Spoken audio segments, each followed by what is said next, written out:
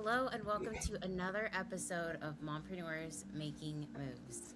If you've ever tried to answer an email with a toddler pulling at your sleeve, or you wondered how to grow your business while chasing after your dreams and probably your kids, then you're in the right place. Every week, we get real about wins, messes, and all the magical moments in between, sharing practical tips, honest stories, and the laughs that keep us going. So, thank you for joining us again on another episode of Mompreneurs Making Moves. I'm your host, Amariah, and if you are looking to bring calm, ease, and flow into your business with either having a high-level, top-notch right-hand executive assistant, or just needing someone to help get clarity around where you're going and how to execute, then we definitely need to chat. But today we are talking about babies, business, and boundaries with Marshall Stern. First and foremost, a husband and father of two young adults. And over the past 35 years, he has started and led several small businesses. And he also published his first book, Now is the Time, The Stern Truth on Growing a Business in Any Economy. In 2011, he partnered with leadership expert John C. Maxwell and became one of his certified leadership coaches, speakers, and teachers from the beginning. And today, Marshall is the CEO and founder of Marshall Stern Leadership, and it's a leadership training and coaching mentorship company. And so one of the reasons I invited Marshall to be on the podcast today is because he has so much expertise in being a businessman and strategies and with coaching and mentoring small business owners around leadership specifically. We haven't had someone who showcases that yet. So we're going to focus on that today, but we're also really going to focus on what we like to call the struggle of the juggle. But we all know it's hard being a parent today and also trying to manage a business and trying to, create networks and partnerships and all the things you have to balance. It really is a juggle. In our first episode, I remember we talked about there's no such thing as balance. It's more just juggling and prioritizing. And so we're going to go back to that idea with this episode today. Marshall, how are you? I'm doing great. I'm so honored to be here with you today and with your listeners. Oh, well, no, thank you for joining us. And I think you are the first male that I have definitely brought on the podcast. So that is just memorable for sure. So, what I'd love to hear about is what is one thing that you feel like you're learning being a parent and a businessman in today's world? What's the number one thing that comes to mind for you that you're like, hey, this is something that has been a recurring theme that has really helped me in my journey, personal, professional development, growth? This is one topic, one idea that really stands out to me that I've been learning. Wow, that's a great question. I would say the number one through my journey, like through raising my kids, having the multiple businesses and the book and everything else, and the community work I do, I would say I got very clear on my why. And when you do have other responsibilities, or you could be taking care of aging parents, you have other responsibilities other than the business. I think getting really clear on the why helped me through some dark times and some challenges. And yeah, and now my kids are young adults; they're actually in university. But that would probably be one of the biggest ones. Getting clear on my why. Yeah. And do you help people do that? Like we have listeners today who are like, well, I need to get clear on how to go about that. Absolutely, yes. I mean, I do one-on-one coaching and I also have group programs, but either in both, getting clear on the why and what I call the what, which is the why is really our purpose, right? And some people might say mission, but it's really our purpose. And then the what would be like what we want to create in our business and life in like 3 years from now, and get clear on both because there's going to be times that's you're going to question why you're doing what you're doing, and it's hard. I mean, this stuff is hard.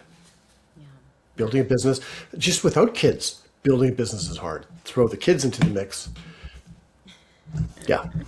absolutely.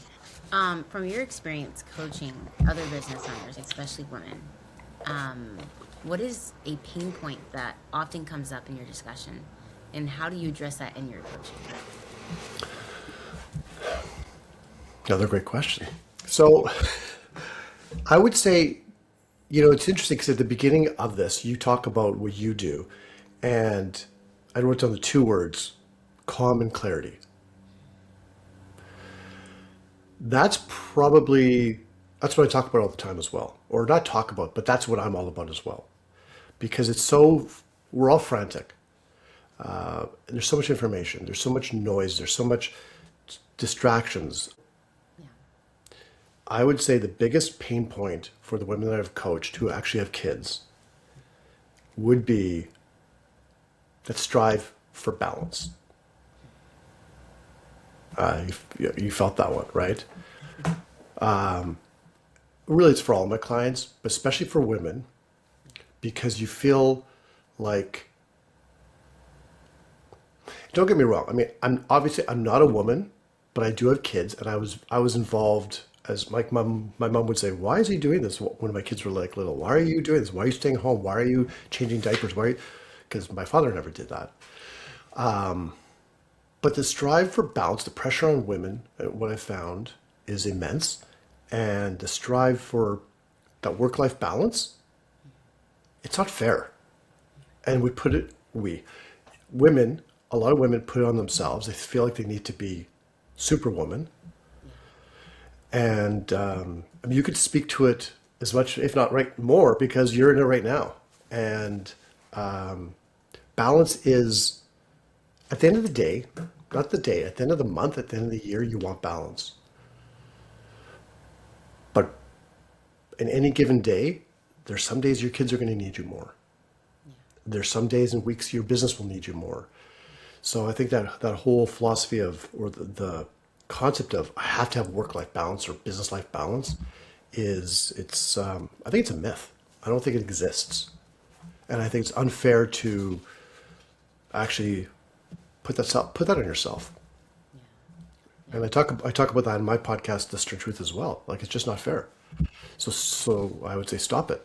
Like, it's just stop it. Like, seriously. Like, release yourself from Yeah. it. No, I love that. I actually love that. Release yourself from that. And okay, going to societal expectations, hot take, I'd like your hot take on this controversial topic, which is the wife should be at home, taking care of the home, taking care of the kids, in her lane, doing her thing, and that is her role. And so, for all of these rebels who are out there building their businesses and trying to do the home thing or just do the business thing, what would you say as a male from your perspective on that stance? Okay, I have to keep this clean. It's a bunch of BS. Okay. Now I know, okay, let me back up. Depending on where you are and maybe your religious beliefs and your spiritual beliefs, everyone's entitled to their own. Yeah. But we're all equal. So why is it that the woman has to be in the kitchen, barefoot in the kitchen, with one kid on, arm and one arm, the other arm, and making the meals and all that stuff, while the husband is like comfortably in, an office or whatever, and comes home and puts his feet up on the couch and has his newspaper and his beer or whatever, and honey wins dinner. Like, we're not in the 50s. That's Leave It to Beaver. Okay, so any of you are too young for that, which many of you probably are. Go YouTube, Leave It to Beaver. That's what that's like. It's not like that anymore. And again, I mean, I took some notes ahead of time because I wasn't sure where this was going, but that's Yeah. okay. And I wanted to make sure, like, I wanted to get some points across on the struggle of the juggle. But you need a support team, and you need to have a support team, meaning your family, your sick. I mean, a 9-month-old is not going to be very supportive. Like, the 9-month-old wants what it wants, but your significant other and family and friends, you need a support team. You need an inner circle. You need people who are going to support you and believe in you and believe in your dreams, because you are as much a human being as your significant other is. And you deserve exactly the same success and journey as they do. Just because you are the child bearer, I know that's a full-time job in itself, and that's why you need even more support. I knew we were talking about struggle to juggle because I love talking about that. So I have a few tips, but I mean, if you have questions as well, I mean, I can give the tips and then you can ask questions if you want. Oh, no, yeah, no, I love it. Like, it's totally organic. Like, go for it. Give us some of those tips. Yeah. Well, the first one was stop striving for balance. Like, right. That's 100% stop striving for balance because it's a myth. It's not fair. Um, okay. In the end, everything I'm talking about right now and everything. Okay, Amariah, I'm going to ask you a question. I'm going to turn around to you. Okay. What is the role of a mother? First thing that comes to mind for me is nurturer and somewhat protector of the home, inside the home, particularly, trying to minimize the noise and maximize the good values and grounding the family, kind of being the binder. Like, Yes. I think that's the Yeah. key thing. Yeah. Yeah. This was, my friends, this was not rehearsed. That's exactly what it is. And that's leadership. That's what leaders are. So you are the leader of the home. You're the glue. You calm the chaos. And all of this is about leadership. Leading yourself, leading your family, leading your business. It's a lot of pressure. So, anyways, the first tip was the balance. Like, just stop it. But I'm going to move to the second tip, which I had further down, but it's not in that order. But because I want you to stop trying to strive, I want you to strive for balance in the overall picture in your life, but not in any given day or even given week, if that makes sense. Okay. One thing I will say with that, even though you have a 9-month-old, even though many of your listeners will have young children, multiple children, I have one of the people I've had on my podcast. She has 4 children, 4 young children. She has a business. She has a networking group that she runs. Find time for yourself. This was not really on my tips, but it's part of the you need to have a team. So find time for yourself. Look, what's the difference? I remember when my kids were young. What's the difference between men and women when it comes to the kids, right? What do you do? First thing when you wake up in the morning, what do you do? Or actually, a better question, when do you eat breakfast? Oh, man. 10, 11. Later, after everybody else. You take care of everyone else first, right? So, and I understand the 9-month-old needs what it needs and you have to attend to it. But as you grow and if you have multiple children and your guests have multiple children, what do men do? What did I do when my kids were little? I mean, I was the one who was up early. I was up late. I was up early. I had to have my coffee. So I would get up before. Now, obviously, when they're infants, they get up throughout, which I was the one doing that. But I had to take care of myself. It's an oxygen mask analogy. So try to take care of yourself. Eat, drink. If you have to have coffee, not drink, but coffee or tea or whatever it is, water, eat something, okay, so that you can take care of your family. You can take care of your business, but take care of yourself. And if you can try to take care of yourself, I know this is going to be a stretch for many to think this, first, with the support, and this is, okay, and this is boundaries and all that, but with the support of, your family, your significant other, if you have one, all of it. You have to have support from them. Okay, that brings up an interesting topic. How do you ask for support? Because most of us, especially for businesswomen, are not in that muscle of asking for help, right? It's I'll figure it out or I'll drown trying. So, how do you ask your significant other, particularly for help if you need it? Okay, okay, okay. That's very interesting you say that because I find it the opposite. Well, okay. I assume you are referring to support from your significant other or from family and friends, maybe. Mainly, I would say significant other. For Okay, most okay. moms who are like, oh, well, he's doing that, he's busy. Well, I'm just going to figure it out. You, are you not a team? Well, that's what we say we are.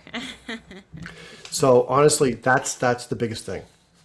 If you don't have someone that's on board with what you're doing, like you're raising a family, you're building a family, it takes a team. And I'm going to suggest something to all the mompreneurs out there. Sit down with your significant other and get them on board, right? This is a team. And also, it's awesome. Like being a dad, like she never had, my wife didn't have to do that for me. It was innate, it was within me. It was the greatest thing I ever had. Like being able to build a business that where I could, and she had a career, but so where build a business where I could come home, especially when my daughter was like, 9 month old, like come home at 1 in the afternoon, and because I wanted to, and I wanted to take her for in the stroller and go out, and then I grab a coffee and walk. We have a little seawall here where I live, and walk along the ocean. That was the greatest time. Like I'll never like a lot of fathers miss that. Yeah. I was the one who I went to the soccer practices and the dance recitals and all of that because that's what I wanted. That was really part of my why as a human being, not just in business, right? So I like, if they're out there 14 hours a day working, coming home exhausted and going on the couch and on their phone and whatever scrolling, I highly, I want them to hear this. I want them to experience what it's like to be involved as a 50-50. Actually, it's 75-75 because it takes more than 100%, right? Be involved. That's what I would suggest. And just it's not a matter of asking, it's encouraging. And then if they don't get it, then just say, look, we're a team. Dude, we're a team. Pick up the pace, like pick up the slack. I need your help. No, that's helpful. That is very helpful. Okay, what was one of your other tips? And then I'll kind of switch gears and go back to one of my questions. Okay. And one thing I want to say about, like when you had mentioned that, so I want to clarify that women tend to not want to ask for help and they try to do it themselves. Yeah. I coach mainly women because they are the ones that are asking for help. But maybe it's outside, that's why, outside of their work, right? A lot of men try to figure it out, right? It's like going on a road trip. Now we have like GPS, Google Maps, whatever, all that kind of stuff. Everything's built in. But before we had, I don't know if you know, we had physical maps. We had to open them up, right? Men wouldn't do that. And the wife would be in the car, pull over. There's a gas station. Ask for help. It's like, I've got this, honey. I can figure it out. And they do it in business too, until it's too late. Whereas women seem to get it more. They know that it takes a village. But maybe when it's within their own village, it's easier to ask for help outside of their village than within. Yeah. Yeah, that is an interesting concept for sure. I do Yeah. think it is easier for us to ask someone else. Like, if we were at the grocery store and we were carrying everything, we were like, oh man, I should have got a basket. Say, hey, you mind getting me a basket? And that someone's like, yeah, of course, here it is. Yeah, that is easier than going to who's closest to us and being like, hey, I need help. Yeah. I'm struggling. It takes almost a bit of a humbling to ask the people closest to you, more so Yeah. than someone who's outside. So that is definitely an interesting concept. Okay, what is one more tip that you have for us? Okay. So with that tip about asking for help is about boundaries, right? There's also like clear boundaries. So I've got a big tip coming up, but clear boundaries for not just the people around you. Again, 9 month old, there's zero boundaries. Okay. A dog, unless they're like perfectly trained, like my dog might come in here and say, hey, I want to go to the bathroom. Zero boundaries or less boundaries. But it's the people that can actually get it, the grown-ups have to be boundaries for like, so for yourself, Amariah, I am working. I'm working between 10 o'clock in the morning and 12 o'clock. I'm in my zone. Some people have their spouse or significant other working at home, working remote. You take care of Junior during this time if there's a need, because I'm working. But the boundary is also for yourself. And that is like boundaries from distractions. So do the work, figure out, and I know it's going to change, especially when you have an infant to a toddler to a young child, and then to go into daycare or nursery or school and all that kind of stuff. Find the times that work best and adjust your schedule, right? And then just go into those moments, like, be energized, block the time, set boundaries, turn off all notifications. It's called discipline, right? But the biggest one I would say, and this is where like what you do comes in handy, is if I could share one more, stop doing everything yourself. Yep. Amen Okay. to that. Yeah. Like, Yeah. again, stop it. Go through, I do something called an energy audit. Go through all the activities you do in a day, all activities, like your business activities, feeding the kids, cooking, if you're doing the cooking, although your significant other can probably do something as well. Laundry, cleaning, everything. Everything. Does it energize you or drain you? And I do this whole audit with my clients.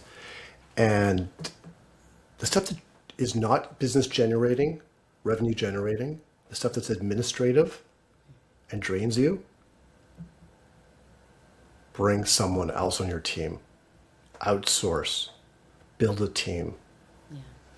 So that you can focus, especially for women who have kids or men who have kids and they're the stay-at-home dads. Your time is all of our times are limited, but your time is even more limited, especially when they're young. So figure out a time that works best for you, focus on the activities that work best for your business, and try to build a team. And it doesn't have to cost a lot of money. Yeah. Yeah. Yeah, for sure. No, and I think that it's hard because we like control, right? And so that's one of the hardest things for a lot of the CEOs that we work with, at least for me and my team, is they're like, but no one's going to do it the way I do it. And that's true. No one is. But 80% done is still good enough. And as we continue to grow, we might even be able to do it better over time, you know? And so, yeah, delegating is huge. Why are boundaries so hard for us as human beings? I'll ask you that question. I think it's because some of us have personalities where we really want to give and give and give. I also think there's a part of an expectation we either take from the world or we put on ourselves. This pressure of like, just relax. You're so uptight. You don't have to be so guarded. Just live your life, you know. And it's almost a bad thing to want to have a boundary because you're just too serious about life or something like that. Yeah, what do you think? What are your thoughts? So, something you said definitely it resonates with me. So when we're heart-driven, service-oriented, we want to make a difference in the world, which is something like you and I want to do. It is harder to have those boundaries because we want to help. Yeah. So, for example, I'm big into time blocking. Okay, so so I have things blocked so people can, they go to my Calendly and they can't have this time. If they reach out to me and say, I can't find the time to chat with you or to have a session with you, but I really, not like a paid client, because they have scheduled sessions, or if it's a paid client, they need an extra session or something, and there's nothing on your schedule till next week, and then I'll find the time. I'll move things around, and it's usually stuff that is my stuff, right? And sometimes it gets to be, I have to remind myself about the boundary because we want to give, we want to serve, we want to make a difference. But I also know, and that's what the time blocking helps with, it is a boundary. Is it urgent? And is it important? Right? And for my clients, if they're reaching out to me and they need the time, it usually is. Sometimes I can do it in a different way, but if they really do need a session, I will make it work. but it does take boundaries to like know when to sort of, you have to know yourself, and you have to know when you're getting exhausted and you don't want burnout, right? Because there's only so much you can give, and you can't give, as you've heard it all, you can't give from an empty tank. Yeah. So that's why it's important to do whatever you can, whenever you can, even if it's 10 minutes breathing, 10 minutes meditation, 10 minutes going for a walk outside, a bath, a massage, whatever it is, just a few minutes. You can just sit and close your eyes and just breathe Yeah. Yeah. in silence, right? Yeah. No, and I've actually found that time of silence where there's no other distractions, there's no other people dividing and saying, "Hey, I need this, I need that," is one of it's probably the most valuable time I have at this point because of how young my child is and the busyness of life. Being able to get clarity in the silence and grounded again in the silence, that piece is invaluable. I want to go back to just one thing you mentioned earlier, leadership. When you are the leader of your home as a mom, as a wife, and I want you to expand a little bit on that idea. What do we need to understand about being a leader and how we can best lead now that we see that? And that's a whole other reframing of that role. So I want you to just expand a little bit about that. Like how we become a leader, or how we lead, like how we best lead, Yet, or how do we best lead? Now that we understand that that role is a leadership role, okay. how do we best lead in that role? Yeah. Okay, so one of my favorite books from John Maxwell, who is my mentor, is The 21 Irrefutable Laws of Leadership. Okay, so one of the recommendations I have for everyone is maybe listen, if you can get it Audible or whatever, if you like to physically read the book. You can watch some of his stuff on YouTube, 21 Irrefutable Laws of Leadership. He talks about the different laws, right? And what I would say is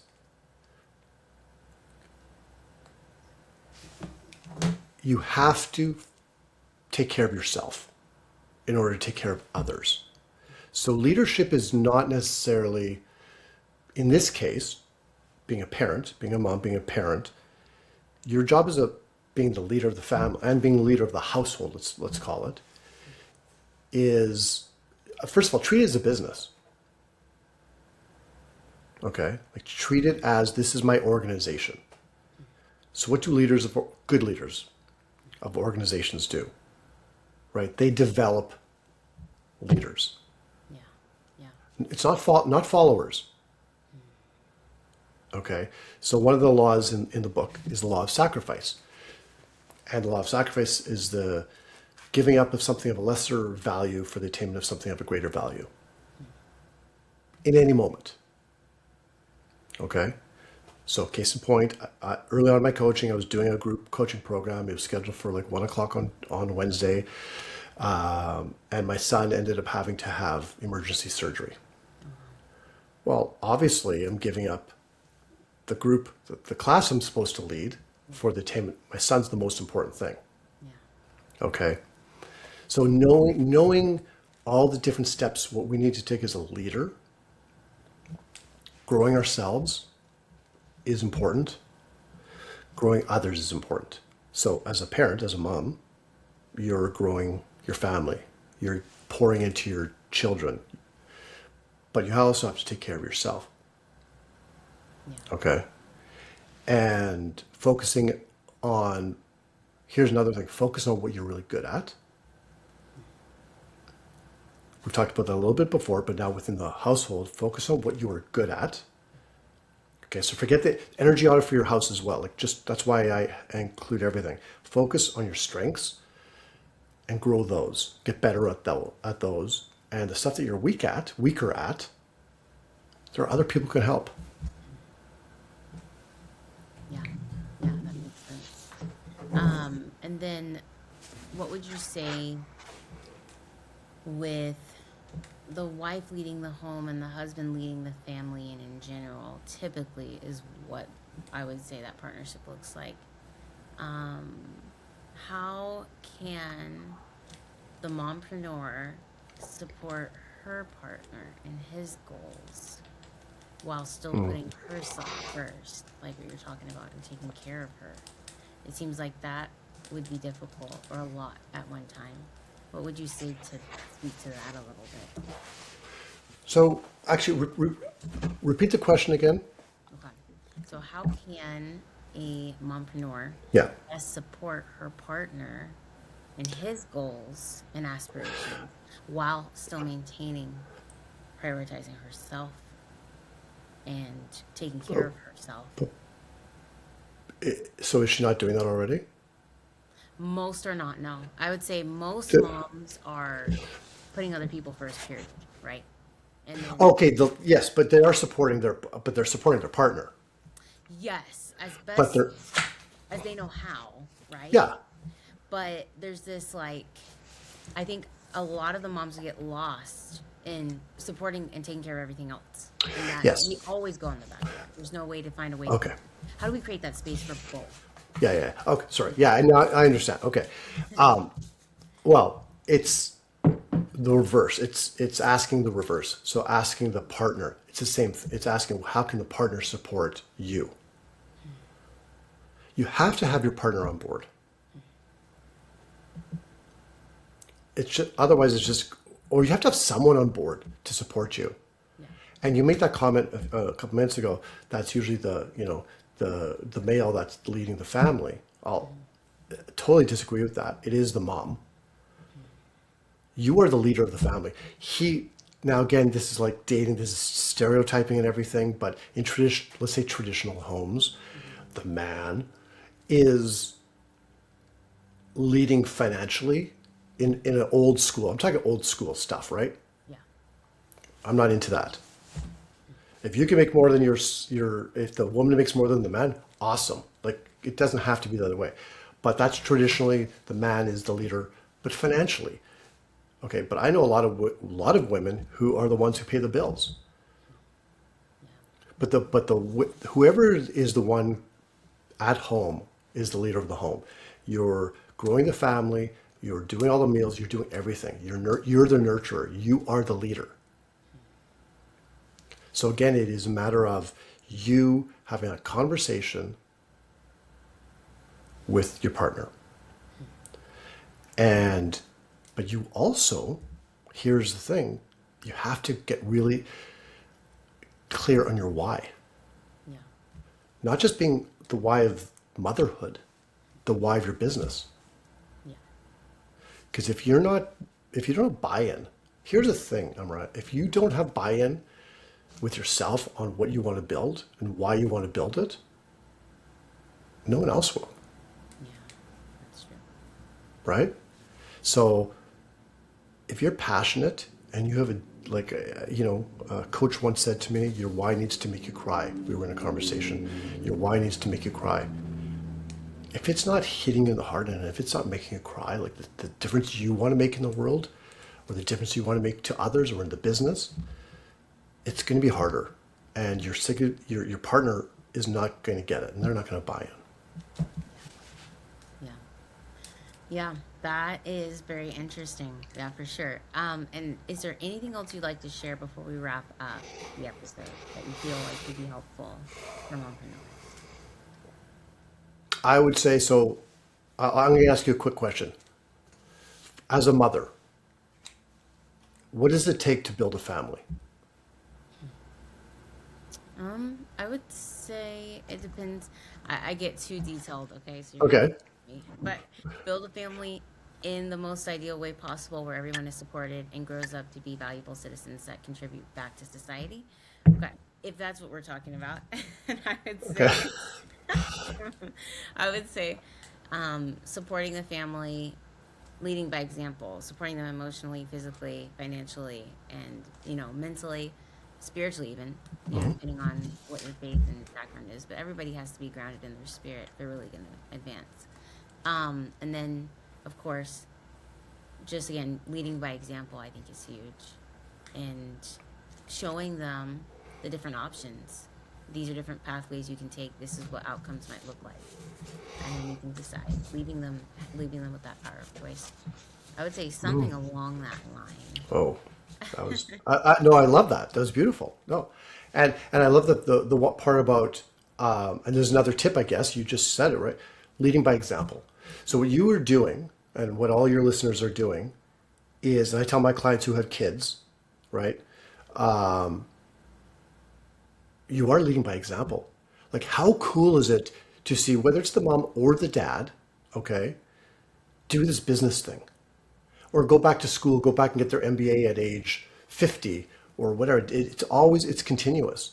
Like my kids have seen me go through my journey with my all my businesses, the ups and the downs, right? My daughter is my biggest supporter. She's my biggest fan. They see me do this my own podcast.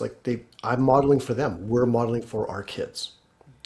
But to answer your question, it takes a village. Okay, it takes a village. So some of you will have your own village around you, a current village. So your inner circle. You need to build an inner circle. You need to have people around you that will support you when you need it, right? When you're just even a phone call or whatever it is, help lift you up. But it takes a village. So if you can find yourself either a coach or mentor or an accountability group or accountability partner, I have my own theory on accountability partners that can work, but it has to be 100% on both sides. Just someone who, like a sounding board. Yeah. Because as business owners, as entrepreneurs, we're usually alone in this journey, right? Unless our partner or friends are in business as well, and we can talk to them about it. Most of the time, they're not. Surround yourself with other entrepreneurs. Yeah, yeah, for sure. Yeah, that community aspect, that connection piece it's one of those things where it's hard and you can't force it, but it's absolutely necessary because there's no way that you will succeed at your best without it, right? So, Yeah, yes, and one thing about mompreneurs, just before we go, okay, if you are thinking, there are a lot of women groups, obviously. It's awesome because they're supporting each other. If you're going to join a group of, let's say, mompreneurs, which is awesome because you have a lot of the similar challenges, just make sure it's not make sure it's a positive group and it's not a group of just complaining, yeah, okay? Because I think we might have even talked about that. I was looking to put that together a while back. And that's one of the things that several of the women that I spoke with said, I will not join a group of women who have young kids because they're just going to get around and just gossip and complain and all this stuff. So as long as it's kept professional and you can talk about real life challenges, but how did you overcome it? yeah, Right? That's what we want. We don't just need to sit in a group of just, oh yeah, I feel your pain, I go through it. My husband doesn't do this, he doesn't do that. You just don't need that. We want positive, we want ideas, we want strategies, we want tools to help us grow. yeah. No, I love that. The growth mindset. Yeah, no, absolutely. Well, thank you for sharing. And also for those of you who are like, hey, what podcast did he talk about? We'll have all those links below. So reach out, connect with Marshall, set up a complimentary call, see if you're interested in getting coaching, because if you've been looking, this is your sign to go ahead and go for it. Your person is here. So thanks so much for hanging out with us today on Mompreneurs Making Moves. And if you found a little encouragement, a fresh idea, or just fell asleep, we'd love for you to subscribe and share this with your mompreneur friends. And remember that every small step you take in your life and in your business matters. And you are absolutely not alone on this journey. So keep showing up, keep making moves, and don't forget to take care of yourself too. And follow us at Mompreneurs Making Moves on Instagram and Facebook. And you can watch the full interview on our YouTube channel at Mompreneurs Making Moves. Again, to connect with Marshall, links are below. And Marshall, thank you so much for being a guest on our show today. Thank you.